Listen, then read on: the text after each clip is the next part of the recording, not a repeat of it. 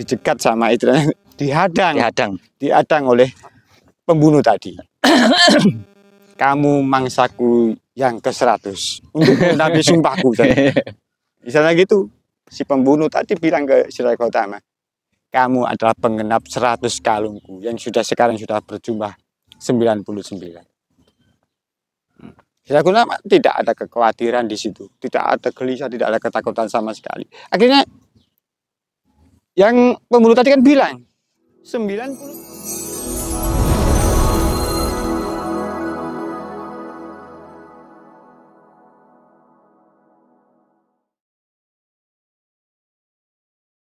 Selamat sore, selamat berjumpa kembali. Jadi dalam video kali ini kita tetap mengambil gambar di daerah Pendopo Agung, Trowulan.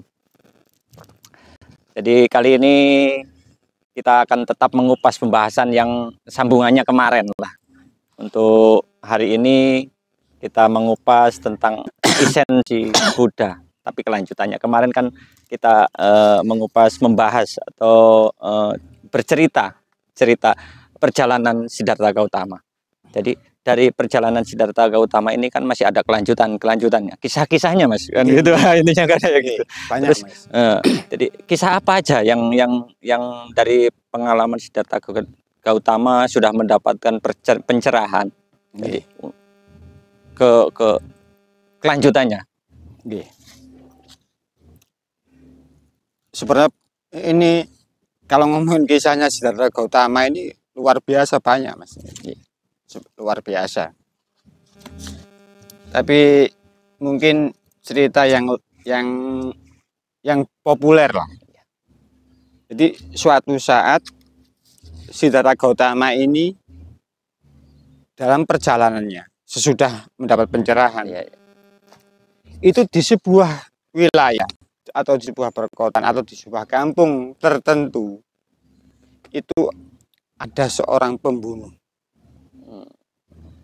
Jadi karena suatu permasalahan tertentu, si pembunuh ini karena mengalami ketidakadilan di dalam masyarakat atau wilayah tertentu, akhirnya dia ingin balas dendam.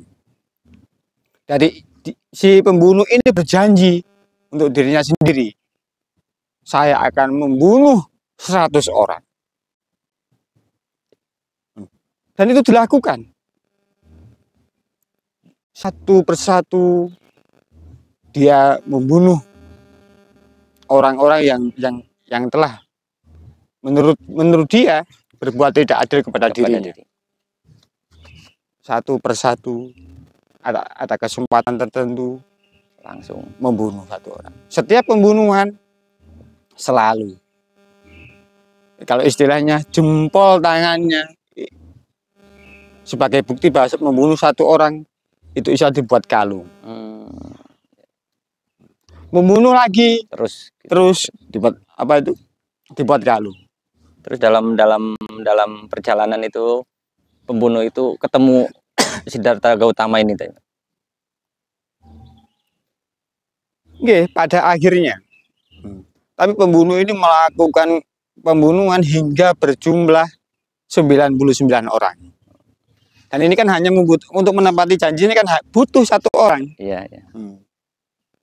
Hingga pada suatu saat Buddha Siddhartha Gautama yang sudah mencapai pencerahan, untuk lebih mudahnya saya mengatakan Buddha melewati wilayah itu. Ketika akan melewati jalan yang dihuni pembunuh tadi,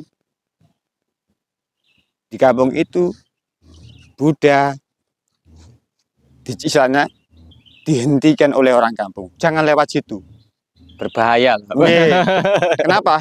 Karena dari itu ada orang pembunuh dan sekarang sudah membunuh 99 orang warga kami. Saya ingatkan warga wilayah itu, mengingatkan kepada si Buddha jangan lewat situ. Kalau enggak sampai akan menjadi korban ke-100. Yang terakhir gitu. Dengan janjinya itu. Terus dari situ apa yang dilakukan Siddhartha Gautama? apa yang dilakukan setelah mendapat peringatan atau informasi dari wilayah itu, Siddhartha Gautama mengatakan kepadanya, Bu, kalau tidak saya, siapa yang akan istilah menggenapi 100? Jadi nek kalau rela berkorban Oke. gitu. Kan gitu, kalau tidak saya, pasti dia akan membunuh terus. Karena apa? Wilayah orang-orang di wilayah itu sudah tidak berani lewat jalan tertentu itu, karena pasti akan bertemu dengan si pembunuh itu. Hingga pada akhirnya Siddhartha bilang, saya yang akan menggenapi 100. Kenapa? Biar si pembunuh itu tidak membunuh lagi. Jadi tetap di situ kalau kita rasakan ada esensi yang lebih dalam intinya, Mas ya. Kalau bisa kita gali itu untuk biarkanlah orang selamat, tapi kita yang menjadi korban kan di situ kan. Jadi itu sebenarnya ada esensi ketika Siddhartha Gautama itu sudah menjadi pencerahan. Kenapa? Karena secara fisik Siddhartha Gautama itu sebelum mendapatkan pencerahan itu kan sudah mati, sudah mengalami lah. Istilahnya sudah mati. Makanya dia sudah tidak takut akan kematian karena sudah mengalami kematian. Jadi Siddhartha Gautama sudah mengalami kematian. Makanya bagi Siddhartha Gautama setelah menjadi Buddha sudah tidak takut akan kematian. Karena tidak ada beda antara hidup dan mati, bagi Siddhartha Gautama itu sudah tidak ada beda. Jadi kalau dibalik kembali kita ke diri kita sendiri. Jadi kalau kita sudah mendapatkan pencerahan itu sudah gak ada rasa takut sama sekali dalam diri kita itu, Mas. Ya, ibaratnya kan raga ini istilahkan pakaian. Kalau orang sudah mendapatkan pencerahan, sama mau ganti yang baru atau pakai yang lama, kan sama bebas dengan sendirinya. Ini bahasa sederhana loh, Mas. Untuk mudahnya. Biar gampang dimengerti. Biar gampang istilah begitu. Jadi pada akhirnya lanjutkan cerita tadi. Akhirnya Siddhartha Gautama berjalan menuju jalan yang ditunggui atau pembunuh tadi. Kan sudah diperingatkan sama warga kampung, jangan. Tapi dengan sukarela Siddhartha Gautama, saya yang menggenapi 100. Akhirnya bertemu di situ. Di tempat tertentu itu, akhirnya Siddhartha Gautama bertemu dengan pembunuh. Dicegat sama itu, dihadang oleh pembunuh tadi. Kamu mangsaku yang ke-100 untuk menggenapi sumpahku. Misalnya gitu, si pembunuh tadi bilang ke Siddhartha Gautama, kamu adalah penggenap 100 kalungku yang sekarang sudah berjumlah 99. Siddhartha Gautama tidak ada kekhawatiran di situ, tidak ada gelisah, tidak ada ketakutan sama sekali. Akhirnya yang pembunuh tadi kan bilang, 99 orang ketika bertemu saya itu takut, gemetar, dan takut kematian. Kenapa kamu tidak takut? Jadi ada pertanyaan. Malah ada pertanyaan. Kenapa kamu tidak takut? Kan curiga. 99 orang saya bunuh, itu lari, tukang langgang, tetap saya bunuh. Kenapa? Kenapa sampean kok diam dan tidak ada rasa takut sama sekali? Padahal sampean saya jadikan menggenap 100 dari 99 orang yang sudah saya bunuh. Itu sumpah saya. Akhirnya Buddha berkata kepada pembunuh tadi, aku sudah sampai. Aku sudah sampai dan tidak perlu melakukan perjalanan lagi. Kalau kamu ingin membunuhku, silahkan. Toh saya kan sudah sampai. Akhirnya si pembunuh tadi bingung, sampai di mana? Sampai apa maksudmu? Malah yang bingung yang pembunuh tadi. Jadi dari situ kemungkinan besar boleh tambah ada pertanyaan-pertanyaan lain yang pembunuh itu tadi. Maksudnya sampai di mana? Sampai kemana? Sama membuat saya bingung gitu. Pembunuh tadi bilang ke Siddhartha Gautama. Dalam kehidupan saya mencari sesuatu yang selama ini membuat saya goncang gelisah seperti sampean. Bedanya, sampean ingin menggenapi janji sampean membunuh 100 orang. Tapi saya ingin kenal diri saya sendiri dan saya sudah kenal. Kalau saya sudah kenal, berarti saya sudah sampai. Yang kamu butuhkan adalah raga saya, tapi sampean tidak bisa membunuh saya. Yang saya butuhkan raga saya, silakan ambil. Oh, raga saya ini seperti baju. Yang ketika sampean ambil, saya beli lagi, istilah-istilah gitu, saya beli lagi atau saya pakai baju lagi, istilah gitu.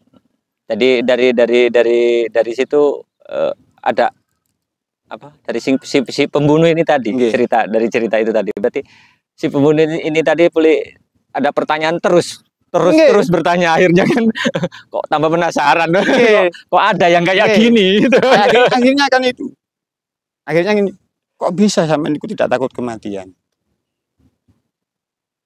Si pembunuh tadi bilang ke Siddhartha Gautama, kok bisa sampean tidak takut dengan kematian?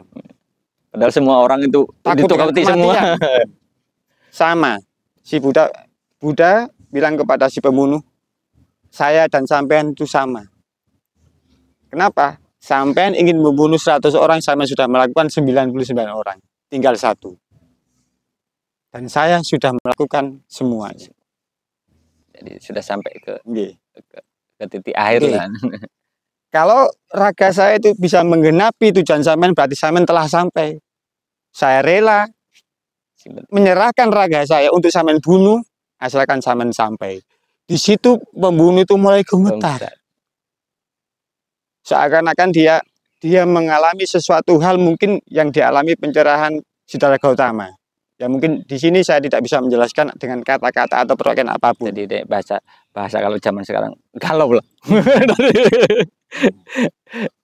Istilahnya dia mengalami sesuatu hal yang belum pernah dialami. Ketika dia menyaksikan kepasrahan dari Buddha tadi. Jadi secara otomatis dia juga sampai ke rasa yang dirasakan itu tadi, Mas. Istilahnya mungkin dia kena efek pencerahan dari Siddhartha Gautama, akhirnya dia mendapatkan pencerahan tadi. Hingga pada akhirnya si pembunuh tadi tidak jadi membunuh Siddhartha Gautama atau Buddha, tapi dia ingin ikutlah ini bahasa. Tunjukkanlah saya jalan biar saya bisa sampai, karena saya sudah melakukan pembunuhan 99 orang. Biar sampai ke tujuan janjinya itu tadi. Biar saya bisa mencapai seperti sampean, apa yang harus saya lakukan. Akhirnya si pembunuh ini minta petunjuk sama si Buddha. Ya, jadi perlu nek bahasan itu perlu bimbingan dari Buddha ini tadi, Mas. Biar tidak ada ketakutan lagi. Ya. Akhirnya si Buddha memberi jawaban kepada si pembunuh tadi, kalau kamu ingin sampai, kalau kamu ingin petunjukku, 100 orang penutupnya adalah, 1 orang untuk penutupnya adalah bukan orang lain, tapi dirimu lah yang harus kau persembahkan untuk sumpahmu. Jadi saya harus gimana? Ya, kamu harus ke kampung atau ke wilayah yang telah orang-orang yang telah kau bunuh 99 orang tadi, dan kamu harus berani menanggung akibat dari apa yang telah kamu lakukan. Jadi intinya, kalau kamu ingin sampai seperti saya sampaikan gitu. Akhirnya si pembunuh tadi sesuai dengan permintaan dari Buddha, dia melaju ke kampung. Jadi kalau bahasa untuk saya bisa meresapi itu tadi. Jadi segala yang kita perbuat, kita harus berani bertanggung jawab untuk bisa menemukan jati dirinya sendiri kan. Dan pada akhirnya si pembunuh tadi ketika masuk kampung, orang kan pada lari. Tapi kan itu dikawal Buddha waktu itu. Pembunuh dikawal Buddha. Tenang, orang ini sudah tidak akan membunuh lagi. Orang ini justru ke sini untuk bertobat dan siap menerima hukumannya. Akhirnya orang kampung yang keluar menghantam melempar dengan batu hingga akhirnya si pemuda tadi terluka. Akhirnya di stop sama Buddha, kalau kamu ingin membunuh orang ini, bunuh saya juga. Kan gitu. Jadi intinya sampai ke arah pencerahan juga lah. Disitulah titik pencerahan pembunuh tadi, bahwa segala sesuatu yang kita lakukan harus berani kita bertanggungjawabkan. Kalau sampean ingin memperoleh pencerahan dalam hidup sampean sendiri, dalam pribadi sampean sendiri, jangan pernah mengorbankan orang lain. Tapi sampean harus berani mengorbankan diri sampean sendiri untuk orang lain. Jadi dari esensi dari cerita di sini adalah cara termudah untuk mendapatkan pencerahan secara pribadi adalah sampean berani mengorbankan diri sampean sendiri untuk orang lain. Bukan mengorbankan orang lain untuk diri sampean sendiri. Jadi dari poin-poin yang kita bahas hari ini, poinnya jadilah diri sendiri, tapi manfaat untuk orang lain, kan gitu. Bersiaplah berkorban untuk orang lain, kan gitu. Bukan kita mengorbankan orang lain untuk kepentingan kita sendiri, kan gitu, Mas. Jadi pencerahan yang sederhananya kayak gitu. Jadi kalau kita sudah mendapatkan pencerahan, kita tidak takut apapun, malah justru kita kebalikannya. Kita bisa mengorbankan diri kita untuk orang lain, bahkan alam semesta. Jadi poin-poinnya di situ. Jadi sedikit kita mendapatkan pencerahan itu tadi, Mas ya. Jadi cukup pembahasan hari ini, cuman kan kita sedikit ada menemukan pencerahan bahwa kita selalu bisa bermanfaat untuk orang lain, untuk semualah, kan intinya kayak gitu. Jadi intinya begini, Mas, kalau ingin mendapatkan pencerahan, tidak ada jalan mengorbankan orang lain. Tapi pencerahan yang pasti akan sampean dapatkan dalam pribadi sampean adalah ketika sampean berani mengorbankan diri sampean sendiri untuk orang lain, bahkan alam semesta ini. Itu adalah pencerahan yang sebenarnya. Jadi sudah disampaikan inti-intinya lah ya. Jadi untuk video kali ini kemungkinan cukup sekian dulu untuk kritik, saran, dan apalah semuanya bisa membangkitkan semangat kita lagi untuk membuat konten-konten terus. Silahkan tulis di kolom komentar. Jadi kadang-kadang kita juga butuh kritik, saran ya, Mas ya, untuk pasti selalu bisa terus berkarya lebih lagi, lebih baik lagi. Jadi utamanya untuk channel ini, Mas ya.